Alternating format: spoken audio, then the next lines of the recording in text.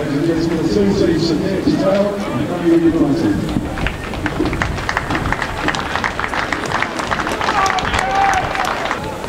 A big round of applause for Paul Master. 1,000 games. Great achievement.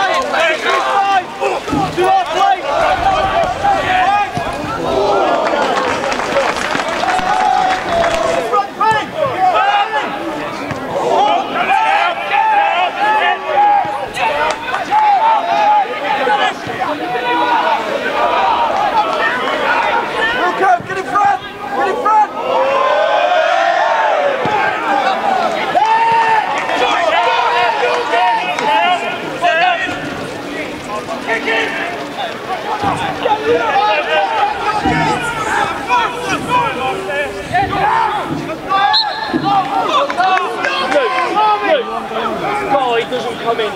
Watch him line there, Josh. Watch him line there. And then Josh, go on. Josh, go on. Go on. Go on, Josh. Wide. Go round him.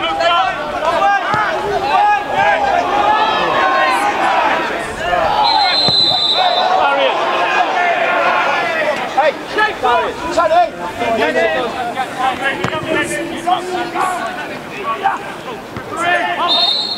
Good boy! Set it up!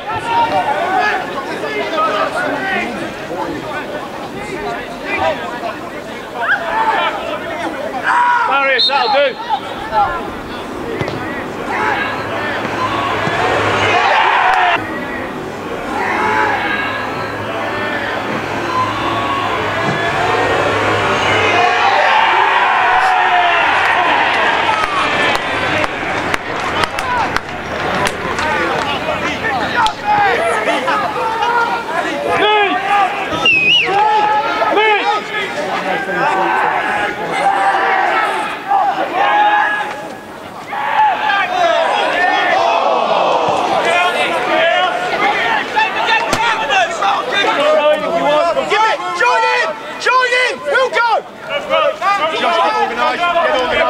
Get organised. Stay in, Josh. Josh, stay in.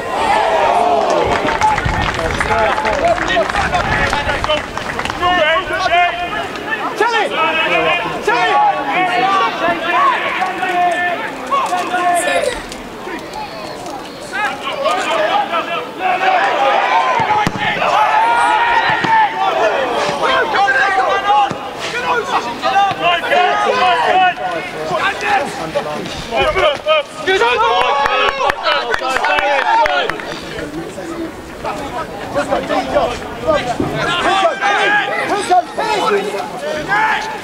Pin Josh! Well, that's you, Wilco! Come on now! Come on now! Marius, come on! Josh, go! Run, Josh! Forward! Forward, Josh! That's it, better. Next way, Wilco! Go round him, Josh!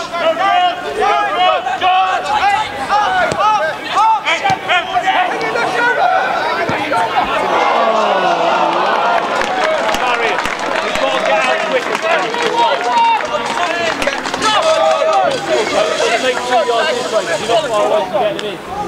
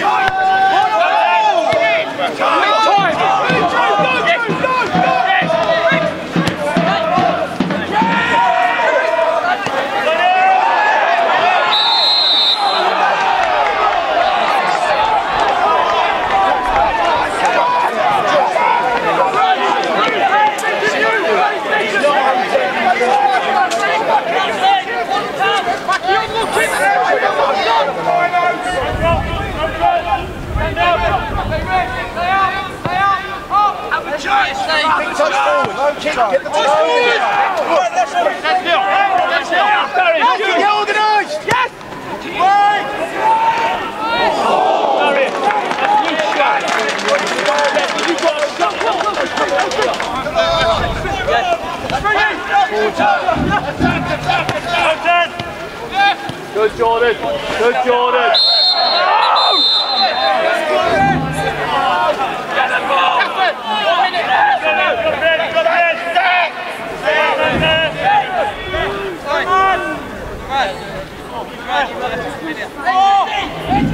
Jordan, stand on it. Stand still, Wilco!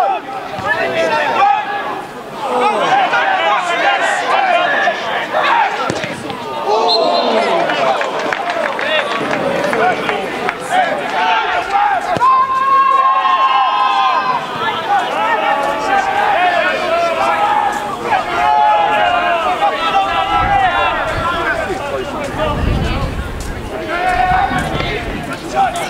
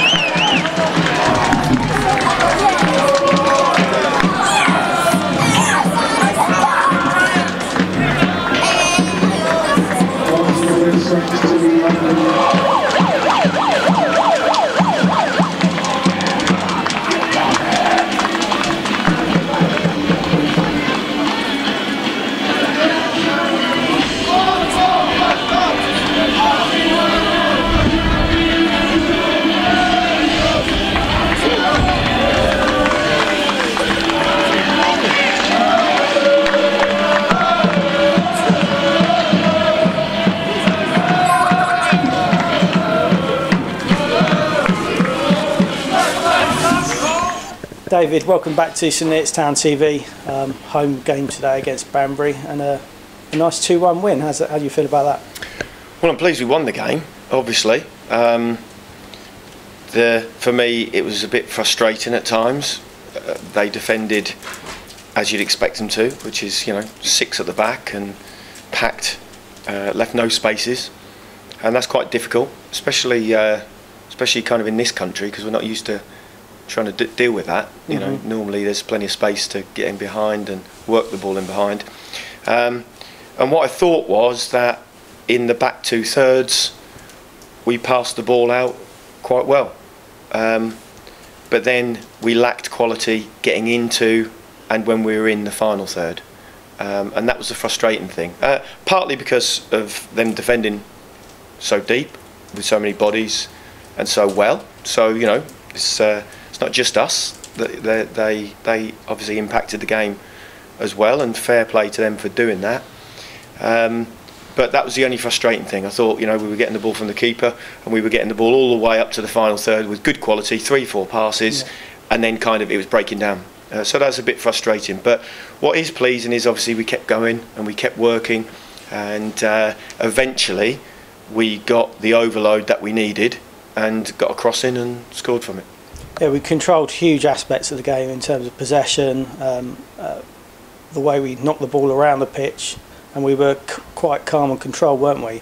But one thing I did note, and that was right from the kick-off really, we both Banbury and St Neots had a go, didn't they? And Banbury were very quick on the break, and that was obviously their tactic to get a goal today. Well, the problem when you're attacking a team like that, which happened today, is that because we were playing out from the back so quickly, so easily most of the time, the problem is you only need one sloppy pass, and it all comes undone. And a couple of times we had a sloppy pass, and of course they were quite quick and athletic on the break, as you said, and then were at us. I don't think they ever put our goal under threat, but of course you're always at risk of that happening. And there was a couple of times, wasn't there, when we what looked like an easy pass was just overhit a little bit, and all of a sudden we're defending, and because we were so comfortable getting out, we were pushing our fullbacks high. It meant there was always an opportunity to do that if they nicked the ball, which didn't happen often, but when it did, it could have caused us problems. So how did today compare to the Histon game? It sounds like, if you're writing the match report, quite a similar game, but today we managed to notch a couple of goals. Yeah, I think you're right. I think actually in some respects at Histon we possibly played a little bit better in the final third, maybe because there was a bit more space. But at Histon we didn't look, apart from on one occasion I think they had a break against us. Other than that, our goal wasn't a threat, but we did create some chances at Histon.